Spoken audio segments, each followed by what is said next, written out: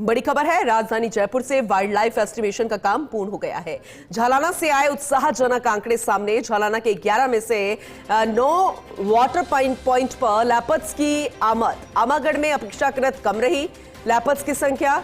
तो वहीं बीड़ पापा लेपर्ड सफारी में भी 6 से ज्यादा वाटर पॉइंट्स पर लेपर्ड नजर आए। वहीं दूसरे वन्यजीव DCF wild life Vijaypal Singh के नेतृत्व में आंकड़ों को अब संकलित किया जा रहा है। कैमरा ट्रैप के आंकड़ों से भी वाटर होल एस्टिमेशन के आंकड़ों का मिलान किया जाएगा।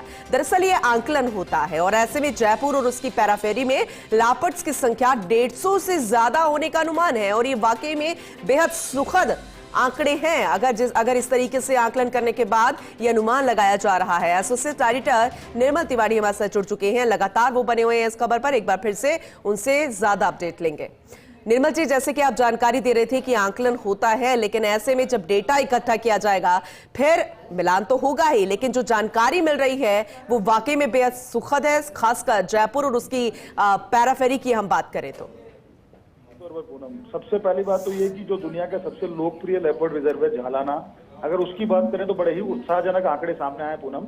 यहाँ पर 11 मचान लगाए थे, 11 वाटर पॉइंट्स पर मचान लगाए, उनमें से 9 पर लेपर्ड दिखा है।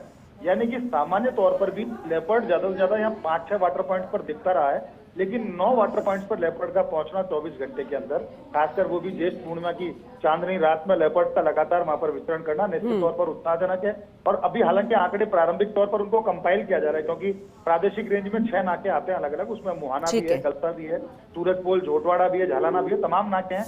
हर नाके के जो वाटर पॉइंट थे 24 वाटर पॉइंट के ऊपर मचान लगाए गए थे, सभी के आंकड़े आने। लेकिन झालाना के अगर इटसेल्फ हम झालाना की बात करें तो 9 वाटर पॉइंट पे लेपर्ड दिखाए और ये प्रारंभिक आंकड़े बताते हैं कि झालाना के अंदर जो वाटर होल पद्धति से जो वाइल्ड लाइफ एस्टिमेशन किया गया उसमें लेपर्ड की संख्या करीब 30 के आसपास है। इसका मतलब यह है कि अगर हम कैमरा ट्रैप से मिलान करेंगे तो ओवरऑल जो संख्या पहुंचेगी वो 40 से 42 के आसपास पहुंचेगी, जो निश्चित तौर पर बहुत उत्साहजनक है। और एक बात और बताती है कि दुनिया में लेपर्ड की बहुत छोटी जगह में अगर डेंसिटी वाइज देखा जाए तो झालाना नंबर 1 पर आता है, क्योंकि 20 वर्ग किलोमीटर का जंगल है। 40 से ज्यादा लेपर्ड होने का मतलब यह है कि हर 1 वर्ग किलोमीटर के अंदर 2 लेपर्ड है। अब जरूरत इस बात की कि इनका प्रेबेस किस तरह से बढ़ाया जाएगा और इनको यहाँ कंजर्वेशन के जो प्लान्स हैं उनको किस तरह से एग्जीक्यूट किया जाएगा। अगर हम अब नारगढ़ सेंचुरी की बात करें तो आमिर के पीछे जो सागर है, सागर में वहाँ फीमेल और मेल लेपर्ड का दिखाई देना, उसके अलावा जो नई बीड़ पापड़ लेपर्ड सफारी जो बनाई गई थी वहाँ वाटर पॉइंट 12 थे, 12 के ऊपर मचान लगाए गए थे, 6 से ज्यादा वाटर पॉइंट के ऊपर वहां पर भी लेपर्ड दिखाए, तो निश्चित तौर पर उत्साहजनक आंकड़े हैं।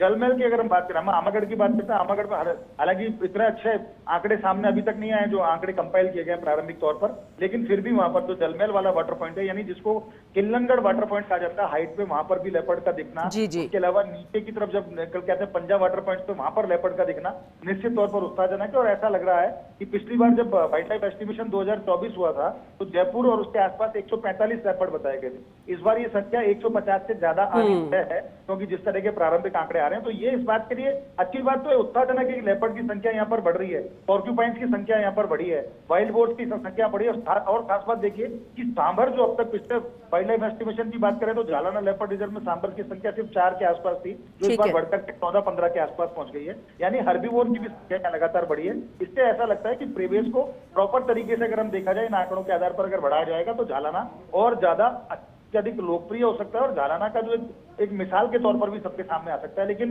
पूरे जयपुर की बात करें, लेपर्ड की संख्या 150 से ज्यादा होने का मतलब ये है कि अब बहुत तेजी से लेपर्ड प्रोटेक्शन और लेपर्ड कंजर्वेशन प्लान के ऊपर काम करना चाहिए। छोटी छोटी कमेटियां बनाई जानी चाहिए अलग अलग लेपर्ड रिजर्व के हिसाब से, लेपर्ड सफारीज के हिसाब से, ताकि वहां पर कंजर्वेशन के काम है उनको प्रॉपर तरीके से किया जाए। और सबसे खास बात पूनम ये देखिए, जिस तरह गोगुंदा की घटना हुई थी, 8-10 लोगों को मौत के घाट उतार दिया था, चित्तौड़ की घटना हुई, प्रतापगढ़ की घटना हुई, जयपुर में भी इस तरह की घटना हुई जब आमना सामना हुआ इंसान का लेपर्ड से, और एक की तो डेथ हो गई थी, आपको ध्यान होगा पिछले नारगढ़ अगर हम सेंचुरी की बात करते हैं तो वहां पर। तो भविष्य में इस तरह की घटनाएं ना हो, क्योंकि लेपर्ड की संख्या बढ़ी है, तो बहुत ज्यादा जरूरत है कि उनके कंजर्वेशन का एक प्रॉपर प्लान बनाया जाए और समुचित तौर पर एग्जीक्यूट किया जाए। तो निश्चित तौर पर आंकड़े उत्साहजनक है, ये बताते हैं कि हमारा फ्लोरा और फौना राजस्थान का कितना रिच है और आगे इससे वाइल्ड लाइफ टूरिज्म बढ़ेगा, स्थानीय लोगों को रोजगार भी मिलेगा और पर्यटन के साथ साथ पर्यावरण भी मजबूत होगा। तो कह सकते हैं आंकड़े उत्साहजनक है। जब पूरी तरह से आंकड़े सामने आ जाएंगे तो निश्चित तौर पर बिल्कुल इंतजार रहेगा। निर्मल जी, जैसे कि आप कह रहे हैं, बहुत शुक्रिया विस्तार से इस जानकारी के लिए।